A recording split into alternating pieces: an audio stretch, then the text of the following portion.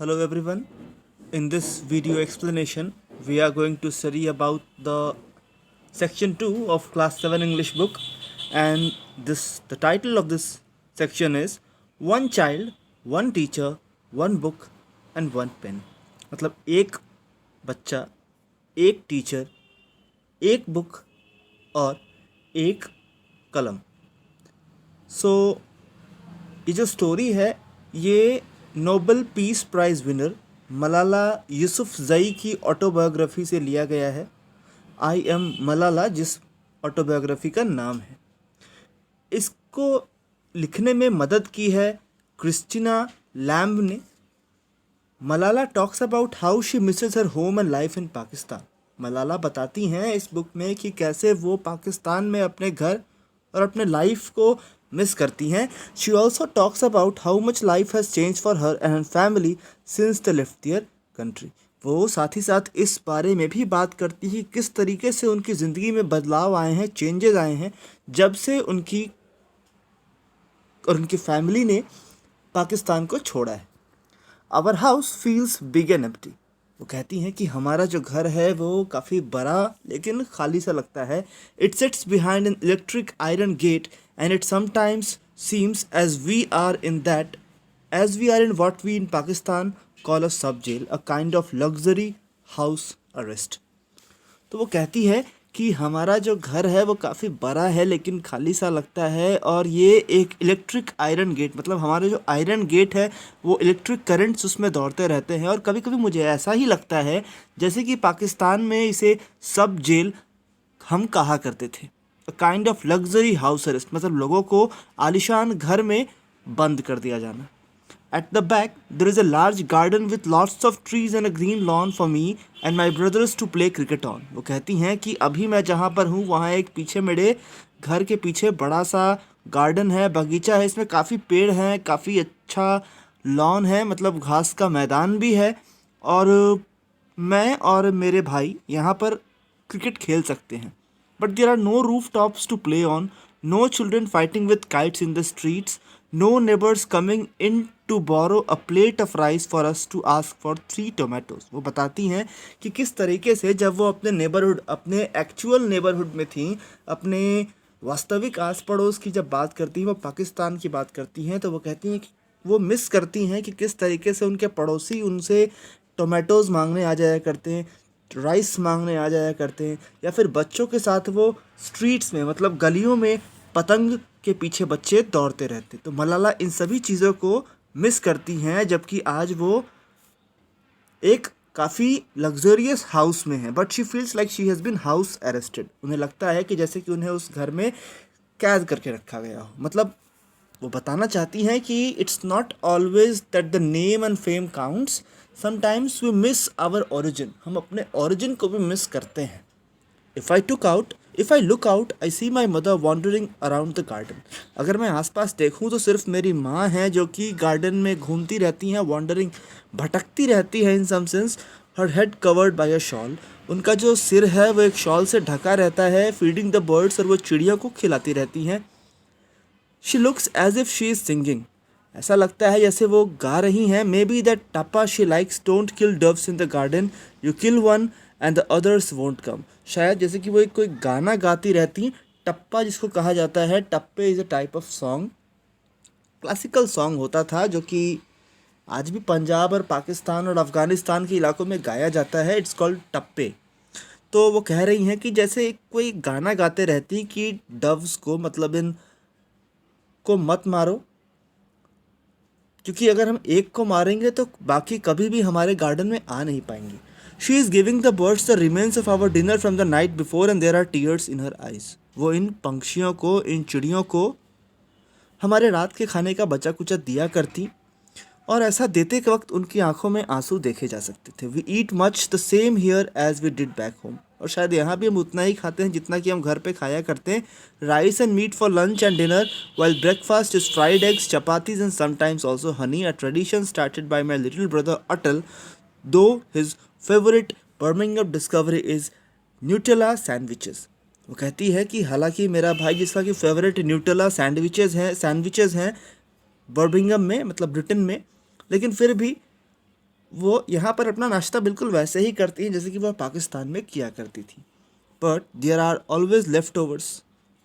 कहती हैं हमेशा कुछ न कुछ तो बच ही जाता था, हालांकि हमारे घर में खाना उतना ही बनता जितना कि हम ख़त्म कर सकें, लेकिन फिर भी कुछ बच जाता था।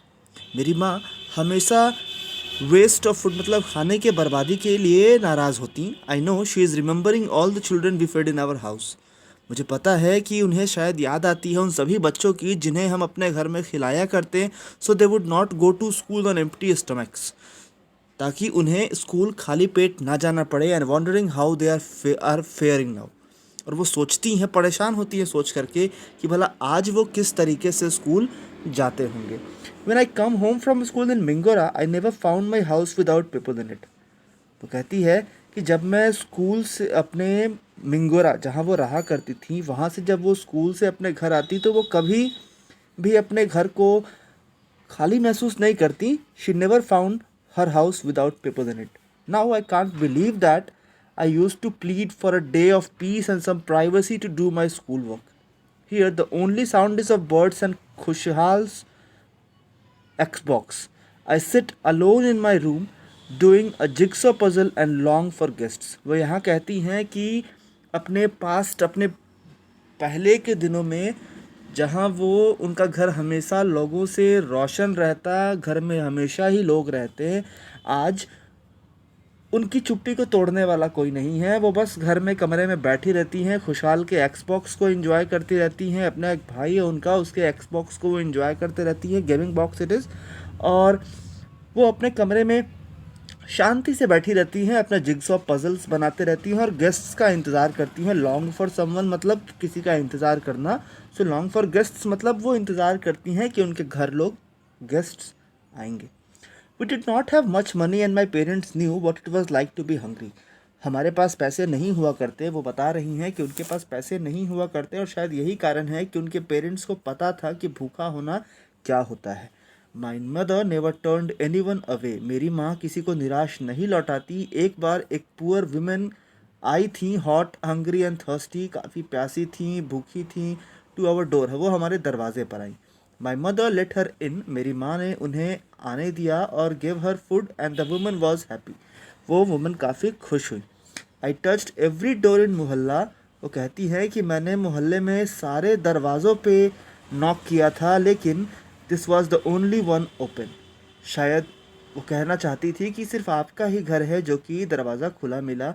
मे God always keep your door open wherever you are. वो कहती है उस महिला ने हमें आशीर्वाद दिया, ब्लेसिंग्स भी दी कि भगवान हमेशा आपका दरवाज़ा सबके लिए खुला रखे चाहे आप जहाँ भी रहें। I know my mother is lonely. Malala कहती हैं कि उन्हें पता है कि उनकी माँ लोनली है, अकेला फील करती हैं। शी वॉज़ वेरी सोशेबल, वो काफ़ी सोशल महिला थी, काफ़ी लोगों से घुलने मिलने वाली महिला थी। All the women of neighbourhood use to gather in the afternoons on our back porch and women who worked in other houses came to this. वो बताती हैं कि कैसे उनके घर के पोर्च पिछले हिस्से में महिलाएं आया करती और वो सभी अपना बातें किया करती। Now she is always on the phone. लेकिन वो बताती हैं कि अब चूँकि अब वो लोग बर्मिंघम में हैं तो अब कोई भी उनसे मिलने नहीं आता, बस हर किसी से बात करने के लिए वो फ़ोन का ही इस्तेमाल कर पाती है। It's hard for her here as she does not speak any English. मेरी माँ को यहाँ काफ़ी तकलीफ़ भी हो रही है, परेशानी भी हो रही है क्योंकि इंग्लिश तो आता नहीं। Our house is all these facilities, हमारे घर में ये सब फैसिलिटीज़ हैं। But when she arrived they were all mysteries to her and someone had to show how to use the oven, washing machines and the TV। मतलब मलाला कह रही है कि यहाँ आने के पहले उन्होंने कभी टीवी, वॉशिंग मशीन्स, ओवन को चलाया ही नहीं था, देखा ही नहीं था। तो ये सब कुछ आज उनके घर में है, लेकिन एक समय जब वो पहली बार आई तो उनकी माँ के लिए इट वॉज़ ऑल न्यू, ये सब कुछ जैसे कि बिल्कुल नया था। So, reading the next part, as usual, my father does not help in the kitchen. I tease him, Abba, you talk of women's rights, but my mother manages everything. You don't even clear the tea things. अब यहाँ बताया जा रहा है कि जैसा कि देखा जाता है फैमिलीज़ में कि मेल मेंबर्स किचन में कम ही सपोर्ट करते हैं, तो मैं उन्हें चिढ़ाया करती कि अब्बा आप वुमेंस राइट्स की बात करते हैं, महिलाओं के अधिकार की बात करते हैं, you talk of women's rights but my mother manages everything. लेकिन हर कुछ तो मेरी माँ को ही करना पड़ता है। यहाँ तक कि आप तो उनकी चाय को भी मदद नहीं करते। There are buses and trains but we are unsure about using them. Buses और ट्रेन्स भी हमारे घर के आसपास काफ़ी हैं, लेकिन हमने उन्हें कभी यूज़ नहीं किया। My mother misses going shopping in Cheena Bazaar, she is happier since my cousin Shah came to stay. वो कहती हैं कि मेरी माँ कभी कभी चीना बाज़ार भी जाया करती, तो अब वो खुश हैं जब मेरा कज़िन शाह यहाँ पर कुछ दिन रुकने को आया है। He has a car and takes her shopping, but it's not the same as she can't talk to her friends and neighbors about what she bought. हालांकि उसके पास एक कार है और वो मेरी माँ को शॉपिंग के लिए ले भी जाता है, लेकिन ये वैसा नहीं जब वो सामान खरीद कर अपने नेबर्स, अपने पड़ोसियों के साथ डिस्कस किया करती थी कि उन्होंने क्या ख़रीदा है और क्या नहीं ख़रीदा है। A door bangs in the house and my mother jumps. वो मलाला कह रही है कि दरवाजे पे खटखटाहट होती है और उनकी माँ बिल्कुल जंप कर जाती हैं, मतलब दौड़ पड़ती हैं। She jumps these days at the slightest noise. ज़रा भी आहट होती है तो वो दौड़ पड़ती हैं। She often cries then hugs me. Malala is alive, she says. Now she treats me as if I was her youngest rather than the eldest child. अभी घर के दरवाजे पर जरा भी आहट होती है तो माँ दौड़ पड़ती हैं और वो कहती हैं कि मलाला ज़िंदा हो, Malala is alive, she says. वो ऐसे ट्रीट करती हैं जैसे कि मैं सबसे बड़ी नहीं बल्कि सबसे छोटी बच्ची हूँ घर की। I knew my father cries too. मुझे पता है कि मेरे फादर भी, उन्हें भी अफसोस हुआ जब उन्हें सब कुछ मालूम पड़ा जो मेरे साथ हुआ था। Like she was shot when she was trying to encourage other girls to go to school. He cries when I push my hair to the side, and he cries when he walks from an afternoon nap to hear the children's voices in the garden, realizes with relief that one of them is still mine. He knows people say it's his fault that I was short, that he pushed me to speak up like a tennis dad trying to create a champion. वो ऐसा था क्योंकि मेरे father ने मुझे मना नहीं किया था। मेरे फादर ने ही हमेशा मुझे अलाउ किया कि मैं बच्चों की आवाज़ बनकर उनकी बातें उठा सकूं। तो ही नोज़ पीपल से इट्स हिज फॉल्ट। लोग, मुझे पता है कि लोग कहते हैं उन्हें कि ये उनकी ही गलती थी, क्योंकि उन्होंने ही मुझे परसुएड किया था कि उन्होंने ही मुझे आगे किया था कि मैं लोगों के अधिकारों की बात कर सकूं। As if I don't have my own mind और इट्स हार्ड फॉर हिम। लोगों को तो लगता है जैसे I don't have my own mind, जैसे कि मेरा तो कुछ दिमाग ही नहीं है, तो वो मेरे फादर को इसके लिए ब्लेम करते हैं जो कुछ भी मेरे साथ हुआ। All he work for almost 20 years has been left behind. The school he build up from nothing which now has 3 buildings with 1100 pupils and 70 teachers. I know he felt proud of what he had created, a poor boy from that narrow village between the black and the white mountains. वो बताती हैं कि किस तरीके से उनके पिताजी ने बिल्कुल ज़ीरो से शुरुआत करते हुए एक 1100 बच्चों का स्कूल खड़ा किया, जिसमें कि 70 टीचर्स थे, जो कि उनके फादर की एक बहुत बड़ी अचीवमेंट था। It was a big achievement on the part of his father. He says, it's as if you planted a tree and nurtured it. You have the right to sit in its shade. वो कहते हैं कि जैसे ये बिल्कुल ऐसा ही है जैसे कि आप एक पेड़ लगाओ, उसे नर्चर करो, उसकी देखभाल करो, और फिर जब वो छायादार हो जाए तो आप उसकी छाँव में बैठ सको। His dream in life was to have a very big school in Swat, providing quality education, to live peacefully and to have democracy in our country. मेरे पिताजी का एक ही सपना था कि वो एक बड़ा सा स्कूल बना सके स्वात वैली में, जहाँ पर कि सबको क्वालिटी एजुकेशन दी जाए और लोग शांति से रह सके, डेमोक्रेसी एंजॉय कर सके। इन Swat he had achieved respect and status in society through his activities and the help he gave people. Swat valley में लोग उन्हें काफ़ी रेस्पेक्ट दिया करते, उनकी एक स्टेटस भी थी सोसाइटी में, मतलब एक अच्छा रैंक भी था सोसाइटी में, क्योंकि वो काफ़ी सारी एक्टिविटीज़ किया करते जो कि लोगों की भलाई के लिए होती। He never imagined living abroad and he gets upset when people suggest we wanted to come to the UK. It's like मेरे पिताजी ने कभी इमेजिन भी नहीं किया होगा कि उन्हें विदेशों में रहना पड़ेगा, उन्हें अब्रॉड रहना पड़ेगा, और काफ़ी अपसेट हो जाते हैं जब लोग सजेस्ट करते हैं यूके वापस आने के लिए। A person who has 18 years of education, एक इंसान जो कि 18 साल तक पढ़ा, एक नाइस लाइफ इंजॉय करता है, एक फैमिली है, आप उसको ऐसे बाहर कर दोगे जैसे कि fish out of water for speaking up for girls education. एक ऐसे इंसान को आपने बाहर कर दिया जो कि और कुछ नहीं बल्कि सिर्फ महिलाओं की पढ़ाई के बारे में बातें करता था। Often that over meals we talk about home and try to remember things. अक्सर ही हम रात को खाते वक्त अपने फैमिली और अपने पास्ट की बातें किया करते हैं। वी मिस एवरीथिंग, हम हर कुछ मिस करते हैं, इवन द स्मेली स्ट्रीम, यहाँ तक कि जो खूबसूरत स्ट्रीम थी हम उसे भी मिस करते हैं जिसमें से गंध आती रहती। Already some of the things from Swat seem like stories from a distant place, like somewhere I have read about. हालांकि सब कुछ स्वाद के बारे में जो कुछ मैंने देखा है वो यहाँ तो मैं सिर्फ वैसा ही महसूस कर पा रही हूँ जैसा कि स्टोरीज़ में बच्चे पढ़ा करते हैं। स्वाद जो कि मेरा खुद का घर है, आज मैं खुद वहाँ पर नहीं जा पा रही। So this is the sense that Malala tries to present in front of the readers कि वो अपने घर नहीं जा पा रही और उस बारे में न्यूज़पेपर्स या बुक्स में पढ़ती हैं जैसे कि बाकी लोग पढ़ा करते हैं। My father spends much of his time going to conferences on education. मेरे पिताजी आज भी काफ़ी सारा समय कॉन्फ्रेंसेज, एजुकेशन में जो कॉन्फ्रेंसेज होते हैं दुनिया भर में, वहाँ जाया करते हैं। I know it's odd for him that now people want to hear him because of me, not the other way round. I used to be known and his daughter.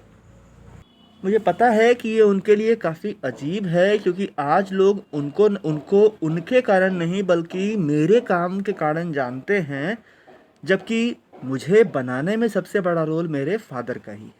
मतलब कि मलाला यूसुफ़ज़ई के कारण उसके फादर को आज काफ़ी प्रसिद्धि मिली है, पॉपुलैरिटी मिली है, लेकिन मलाला यूसुफ़ज़ई को बनाने वाला भी और कोई नहीं बल्कि उसके फादर ही हैं। When he went to France to collect an award for me, he told the audience, in the part of world most people are known by their sons, I am one of the few lucky fathers known by his daughter। एक बार मुझे याद है कि जब उन्हें France में मेरे बदले अवार्ड देने को बुलाया गया था तो उन्होंने ये कहा कि मैं दुनिया के उस हिस्से से आता हूँ जहाँ पिता को उसके बेटों के कारण नाम कमाने का मौका मिलता है, लेकिन यहाँ पर मैं काफ़ी लकी हूँ क्योंकि मैं एक ऐसी बेटी का father. I don't want to be thought of as the girl who was shot by the Taliban, but the girl who fought for education। वो कहती है, मलाला कहती है कि वो इसलिए नहीं जाना चाहती, जाना मतलब वो ऐसा नहीं चाहती कि लोग उसे सिर्फ इसलिए जाने क्योंकि उसको तालिबान में गोली मारी गई थी, बल्कि वो इसलिए जाना चाहती हैं, प्रसिद्ध होना चाहती हैं क्योंकि वो महिलाओं के एजुकेशन की बात करती है। This is the cause to which I want to devote my life. वो कहती हैं कि यही वो रीज़न है, वही वो एम है मेरे लाइफ का जिसके लिए मैं अपना सब कुछ त्याग देना चाहती हूँ, डिवोट कर देना चाहती हूँ। On my 16th birthday, I was in New York to speak at the United Nations, standing up to address an audience inside the vast hall. But there are so many world leaders have spoken before the daunting, but I knew what I wanted to say। वो कहती हैं कि जब मैं अपने 16वें जन्मदिन पे मैं न्यूयॉर्क में थी, यूनाइटेड नेशंस के बीच खड़ी थी, सबको एड्रेस मतलब सबको मैं उद्बोधन कर रही थी, मैं सबको स्पीच देकर सुना रही थी और दुनिया भर के लीडर्स जिनके सामने बोलना काफ़ी डाउंटिंग था, मतलब घबरा देने वाला, मुश्किल था। But I knew what I wanted to say, लेकिन मुझे पता है कि मुझे क्या बोलना था। This is your chance Malala, I said to my self. वो खुद को बूस्ट अप करते हुए कहती हैं कि मैंने खुद से कहा कि यही तुम्हारा चांस है Malala. Only 400 people were sitting around me. सिर्फ 400 लोग ही थे मेरे आसपास, but when I looked out I imagine millions more. वैसे तो मेरे सामने उस डेलीगेशन में बस 400 लोग ही थे, लेकिन मुझे ऐसा लगा कि लाखों लोग मेरी बात सुन रहे हैं। I did not right my speech with the UN delegates in mind. मैंने यूएन डेलीगेट्स के बारे में ध्यान में रख कर अपनी स्पीच तैयार नहीं की थी। I wrote it for every person around the world who could make a difference. मैंने हर इंसान को ध्यान में रखकर अपनी स्पीच लिखी थी ताकि वो भी एक अंतर पैदा कर सके दुनिया में। I wanted to reach people living in poverty. मैं चाहती थी कि मैं उन लोगों तक पहुँचूँ जो कि पॉवर्टी में, जो कि गरीबी में रहते हैं, वो बच्चे जिन्हें कि काम पर ज़बरदस्ती भेजा जाता है, and those who suffer from terrorism और लैक ऑफ एजुकेशन। और मैं उन बच्चों तक भी पहुंचना चाहती हूं जो कि आतंकवाद से पीड़ित हैं और अशिक्षा से पीड़ित हैं। Deep in my heart, I hope to reach every child who could take courage from my words. मैं अपने दिल के बिल्कुल भीतर से उन बच्चों तक पहुंचना चाहती हूं जिनमें हिम्मत है मेरे शब्दों को लेकर आगे बढ़ने की और अपने अधिकारों के लिए लड़ने की. I called on the world's leaders to provide free education to every child in the world. मैंने वर्ल्ड लीडर्स को कहा, मैंने आवाज़ लगाई है, मैंने रिक्वेस्ट किया है वर्ल्ड लीडर्स से कि वो हर बच्चे के फ्री एजुकेशन के लिए काम करें. Let's pick up our books and our pens. वो कहती है कि अब हमें ज़रूरत है अपने बुक्स और अपने कलमों को उठाने की. There are most powerful weapons. वो कहती हैं कि दुनिया में बहुत सारे पावरफुल वीपन्स हैं. One child, one teacher, one book and one pen can change the world. वो कहती हैं कि दुनिया को बदलने के लिए सिर्फ पावरफुल वीपन्स ही नहीं, हथियार ही नहीं, बल्कि सिर्फ अगर एक टीचर, एक बच्चा, एक बुक और एक पेन अगर किसी बच्चे को अवेलेबल हो जाए तो वो दुनिया में बदलाव लाने को पूरी तरह से सफिशिएंट है. I didn't know how my speech was received and the audience gave me a standing ovation.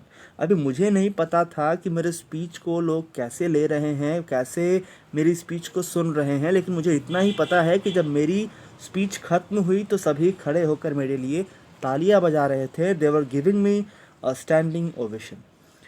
और इसको लिखा है मलाला यूसुफजई ने और उनका साथ क्रिस्टिना लैम्ब ने दिया है. तो that is all for this story. In our next video we shall talk about another chapter. So till then, thanks and goodbye.